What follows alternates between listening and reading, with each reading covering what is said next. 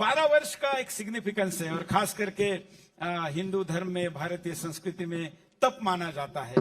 तो मोदी सरकार का एक तप पूरा हुआ है, इसे आप कैसा देखते हैं? देखिए, अगर अब बिल्कुल हिंदू धर्म में 12 वर्ष का समय कहें तो 12 वर्ष के बाद कुंभ आता है।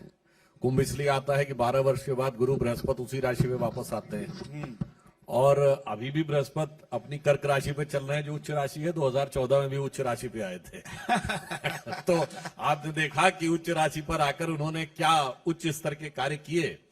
इन्हें अगर हम डिवाइड करें तो हम 3-4 कैटेगरी में कर सकते हैं। मोदी जी की सरकार ने इन 12 वर्षों में 4 कैटेगरी, एक काम वो जो दूसरी सरकारें भी कर रही थी हमने भी किया, सड़क बनाना, रोड बनाना, रेल बनाना, मगर जिस स्पीड, जिस स्केल, जिस ट्रांसपेरेंसी पे किया वो अभूतपूर्व है भारत के इतिहास में। अभी नितिन जी आएंगे आपके इस कार्यक्रम में तो वो उस विषय में विस्तार से बताएंगे। दूसरी कैटेगरी के वो काम जो उन सरकारों ने सोचा मगर कर नहीं पाए, जैसे जीएसटी और महिला आरक्षण विधेयक।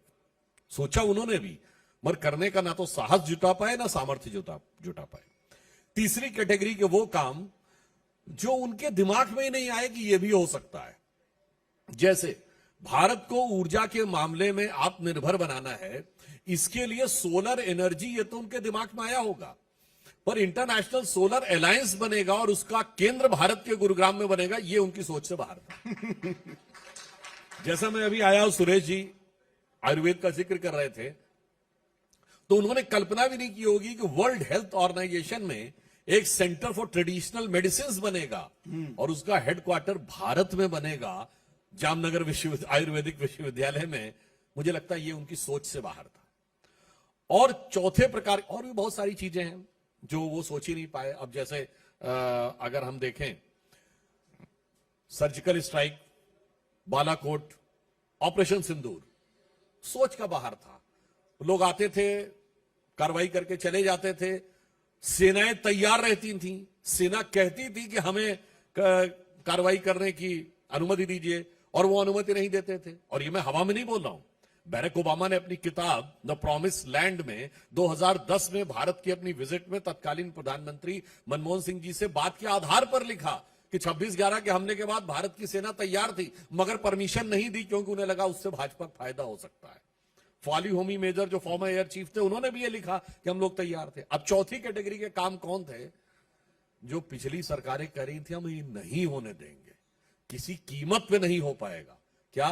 धारा 370 राम मंदिर, तो वो भी करके दिखाया जिसके लिए वो कमर कसे बैठे थे। याद है आपको, उन्होंने कहा था जिस दिन धारा 370 हट जाएगी उस दिन तिरंगा को कंधा देने वाला नहीं मिलेगा, और अब धारा 370 हटी है और डल लेक पे जो तिरंगे की कतार दिखाई पड़ती है, मुझे लगता है ये दर्शाता है कि प्रधानमंत्री मोदी जी ने इन 12 वर्षों में वो इतिहास रचा है जो फूलों के हार पहनने वाले। तिरंगे की बात आपने कश्मीर में की, तो तिरंगा अब केवल हमारे कश्मीर में नहीं, हमारा जो उनके पास है उसमें भी फैल रहा है। देखिए जो आपने बात कही वह बात मैं इसमें भी ऐड करना चाहूंगा। बहुत अच्छा विषय सुरेश जी ने निकाला। तो पहले तो मैं कहना चाहूंगा मोदी जी ये करने में क्यों सफल रहे। मोदी से पूछा गया था ना कि आपने एक दिन की भी छुट्टी नहीं लेते हैं, इतनी ऊर्जा कहां से लाते हैं, तो उन्होंने क्या कहा था, रोज 1-1.5 किलो गाली खाता हूं, उससे ऊर्जा पाता हूं और फिर आपकी सेवा में लग जाता हूं। तो बाकी नेता फूलों का हार लेते रहे और मोदी जी ने अंगारों का हार लेकर इतिहास बदल दिया। जिसे एक पंक्ति में कहूंगा, अंगार हार उनका जिनकी सुन हाक समय रुक जाता है, आदेश जिधर कर देते हैं इतिहास उधर मुड़ जाता है।